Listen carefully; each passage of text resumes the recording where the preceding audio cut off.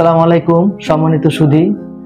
আজকে আমরা ইএনটির আরেকটি কমন ওষুধসমূহের আলোচনা করব। আমাদের আজকের আলোচনার বিষয়বস্তু সাবমেন্ডিবুলার ডাক্ট স্টোন অথবা মুখের ভেতর স্টোন।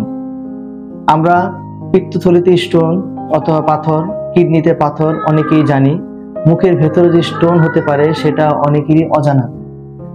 আমাদের মুখের ভেতর যে স্টোনটা তৈরি হয় সেটা মূলত সাবমেন্ডিবুলার গ্ল্যান্ডে তৈরি হয়। সাবমেন্ডিবুলার গ্ল্যান্ড হচ্ছে একটা থুতু গ্রন্থি, এটা আমাদের চোয়ালের নিচে থাকে।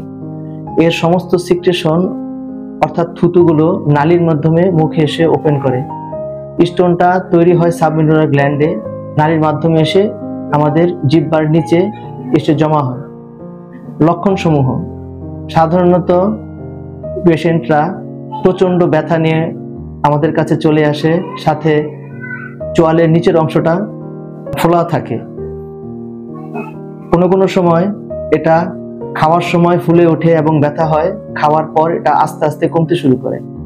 সাধারণত আমরা মুখের ভেতর আঙ্গুল দিয়ে স্টোনটা অনুভব করতে পারি, আর এক্স-রের মাধ্যমে আমরা এর উপস্থিতি কনফার্ম করতে পারি। সাধারণত যদি স্টোনটা নালীর ওপেনিং এর খুব কাছাকাছি থাকে তাহলে এটা আমরা লোকাল অ্যানাস্থেসিয়া দিয়ে সহজেই বের করে দিতে পারি। আর যদি স্টোনটা গ্ল্যান্ডের ভেতর অথবা গ্ল্যান্ডের খুব কাছাকাছি থাকে সেই ক্ষেত্রে স্টোন এবং গ্ল্যান্ড দুটোই একসাথে ফেলে দিতে হয়। ধন্যবাদ।